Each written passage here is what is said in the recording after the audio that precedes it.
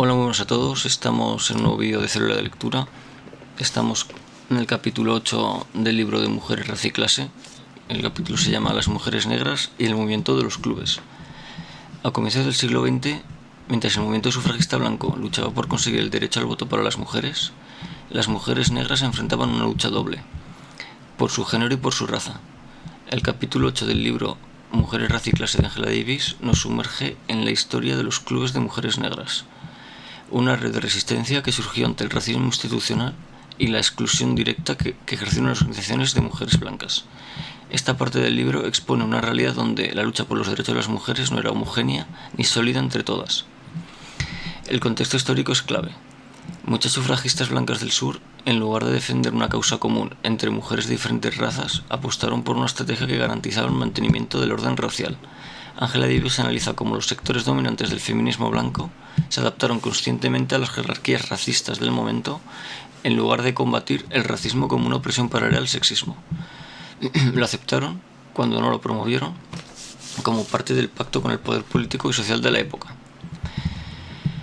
En el año 1900 se produjo un hecho que dejó al descubierto el verdadero carácter del feminismo blanco o hegemónico de la época. La Federación General de Mujeres, FGMCM, una organización nacional compuesta por mujeres blancas, excluyó a las delegadas negras del club Era de las Mujeres de Boston. Entre ellas estaba Josephine St. Pierre Ruffin, una mujer negra de gran prestigio, conocida tanto por su cultura como por su activismo político. Pese a tener credenciales válidas, Ruffin fue rechazada y se le negó su participación. El rechazo que sufrió Ruffin fue explícito y humillante. Le prohibieron el acceso a la sala, y llegaron incluso a amenazarla con retirar los insignias si insistía en entrar. Este tipo de gestos no eran anecdóticos, sino que expresaban una estrategia de fondo para delimitar los márgenes de quien podía o no ser parte del movimiento por los derechos de las mujeres. La exclusión de Ruffin representó una línea divisoria clara y mostró que el feminismo blanco, en su versión más institucional, no tenía intención de integrar plenamente a las mujeres negras.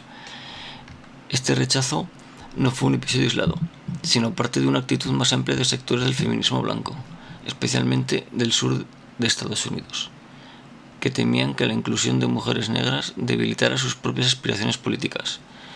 Para muchas líderes blancas, especialmente aquellas que buscaban alianzas con sectores conservadores, resultaba más conveniente marginar a las mujeres negras antes que correr el riesgo de perder apoyos entre los votantes o dirigentes del sistema racista. Esta lógica de exclusión buscaba preservar el estatus y los privilegios de las líderes blancas, incluso a costa de fracturar cualquier posibilidad de una lucha común. La exclusión de Ruffin y otras mujeres negras provocó una oleada de indignación entre las comunidades afroamericanas. En respuesta, se empezaron a organizar reuniones, asambleas y clubes en diferentes ciudades. Una de las figuras centrales en este proceso fue Ida B. Wells, periodista y activista, que en octubre de 1892 organizó un encuentro masivo en Nueva York para denunciar los linchamientos y la violencia racial. Esta reunión fue un momento clave, no solo por la denuncia pública que representó, sino por el impulso organizativo que generó. Wells denunció de forma implacable cómo el Estado y los medios legitimaban la violencia contra la población negra.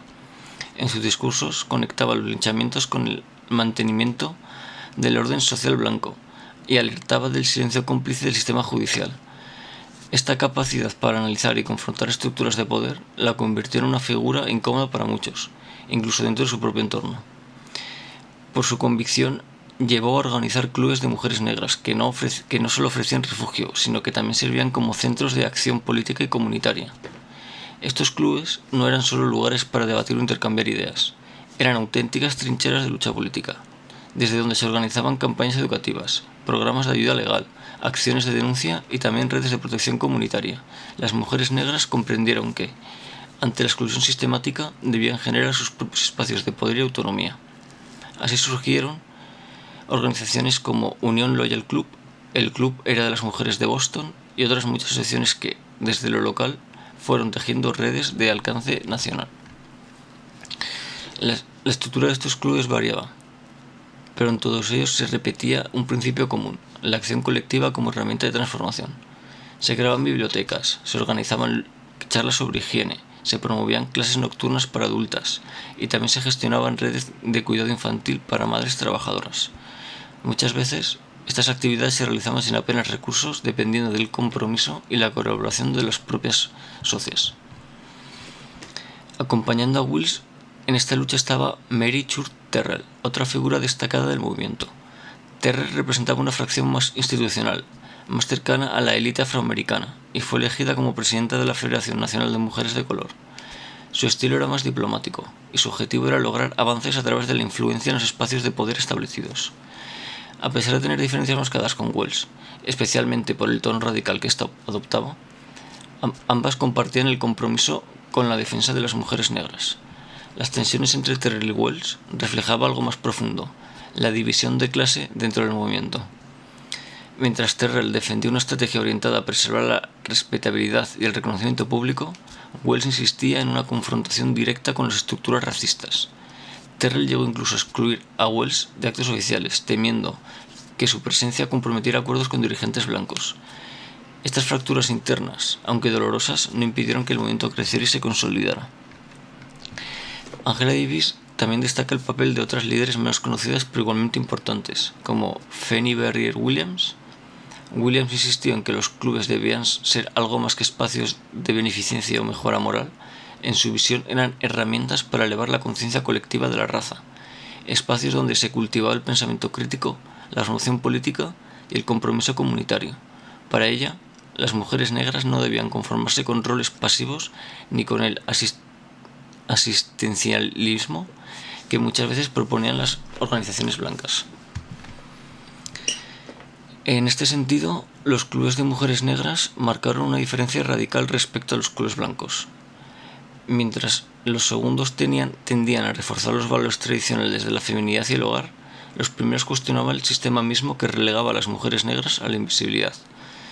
Lo hacían desde una praxis cotidiana que combinaba la supervivencia con la resistencia y la formación con la acción.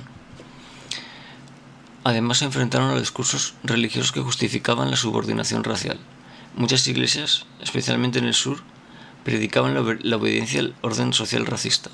Los clubes de mujeres negras lanzaron manifiestos, organizaron protestas y confrontaron directamente a estas instituciones, cuestionando tanto su legitimidad como su moral.